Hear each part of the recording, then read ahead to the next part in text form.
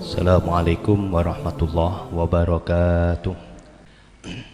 Alhamdulillah, malam ini kita dipertemukan kembali oleh Allah dalam suasana sehat walafiat.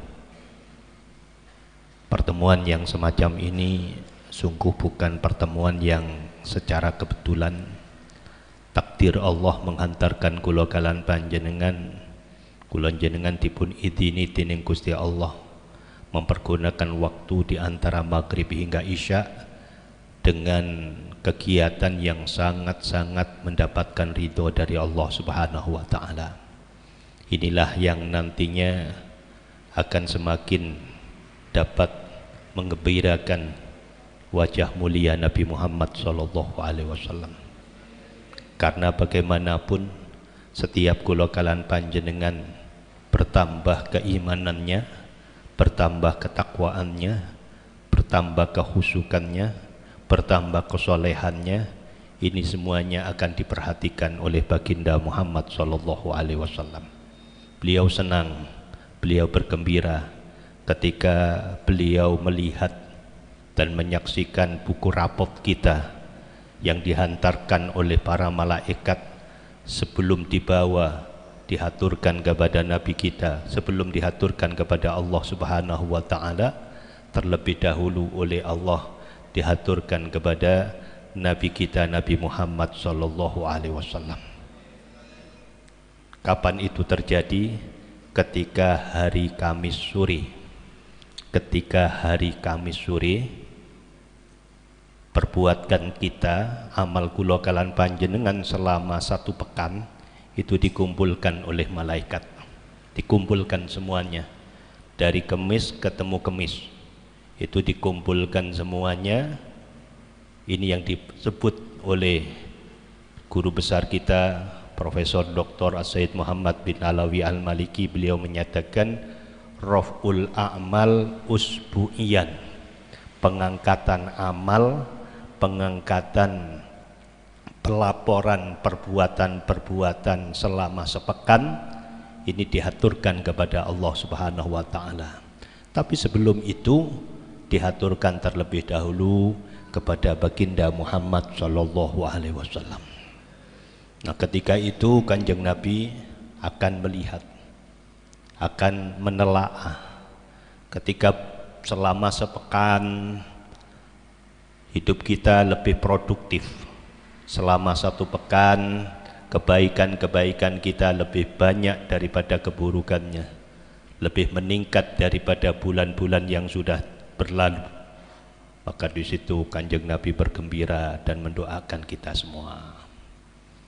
Tetapi ketika ada salah satu dari perbuatan kita yang sangat kurang, semakin hari semakin berkurang, padahal umurnya semakin bertambah, tetapi ibadahnya semakin mengecil, dan mengecil.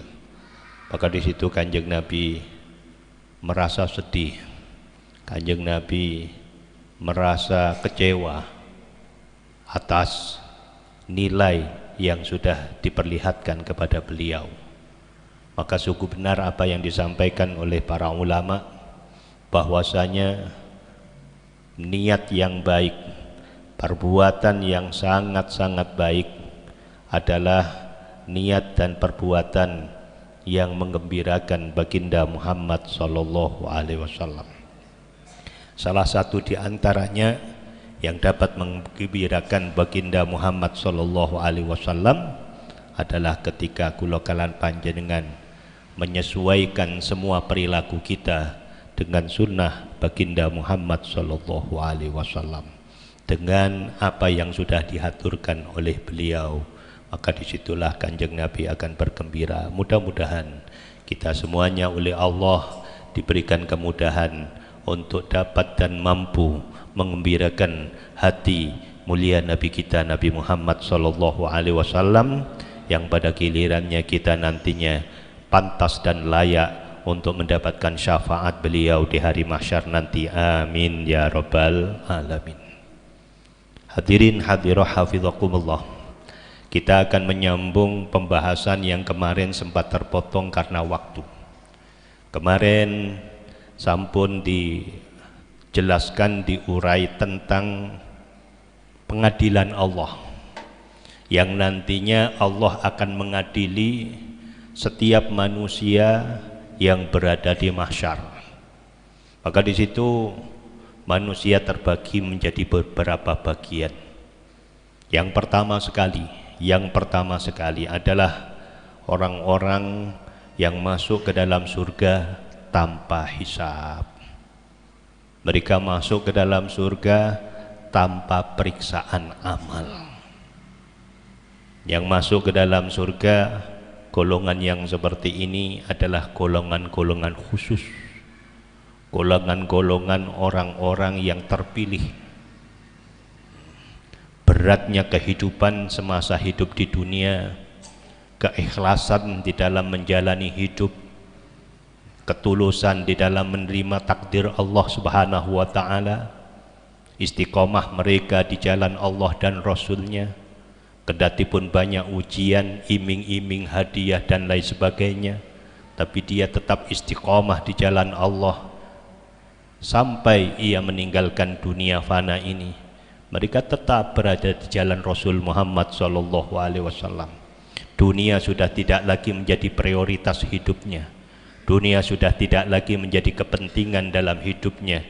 Dia asal beriman kepada Allah, diberi kesehatan oleh Allah, itu sudah lebih dari cukup. Soal rezeki, mau melimpah mau tidak, bukan bagian daripada urusan yang diperhatikan oleh mereka. Mereka berani untuk tidak berobat. Mereka berani untuk tidak mencari asbab dan musabab. Karena sakit, kemudian dia sabar dan mereka menjalaninya dengan ikhlas tanpa harus berobat. Maka orang-orang yang seperti ini nantinya yang akan mendapatkan surga bila hisab, surga tanpa periksaan terlebih dahulu.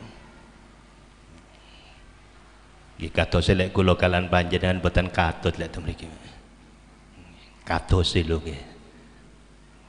Ketika kula jenengan ngrayai citoke dhewe-dhewe kaya adoh kula jenengan. Nggih boten semerap malih mangke. Itu soal mauhubah, peparing saking Gusti Allah Subhanahu wa taala. Tetapi kalau melihat fakta dan nyata di lapangan, kula jenengan sing sering murang-muring ketika takdir itu tidak sesuai dengan keinginan, seringkali kula jenengan mengeluh ketika rezeki tidak mencukupi kebutuhan. Kita juga sering mengeluh ketika penyakit datang mendera. Kira-kira kados mboten katut kula jenengan. Saumpama katuto niku bonus saking Gusti Allah Subhanahu wa taala. Tapi masih ada satu lagi yang menjadi tumpuan dan harapan kula kalan panjenengan, yaitu hisaban yasiro.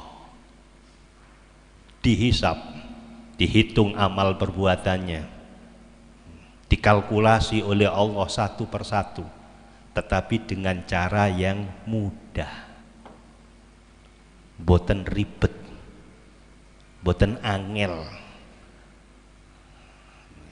cuma dibacakan detik sekian pada tahun sekian, bulan sekian, jam sekian kamu melakukan ini, terus dibaca satu persatu, satu persatu, satu persatu. Dan setelah itu Allah nyatakan, dengan Rahman dan Rahimku kamu layak untuk masuk ke dalam surga. Amin ya robbal.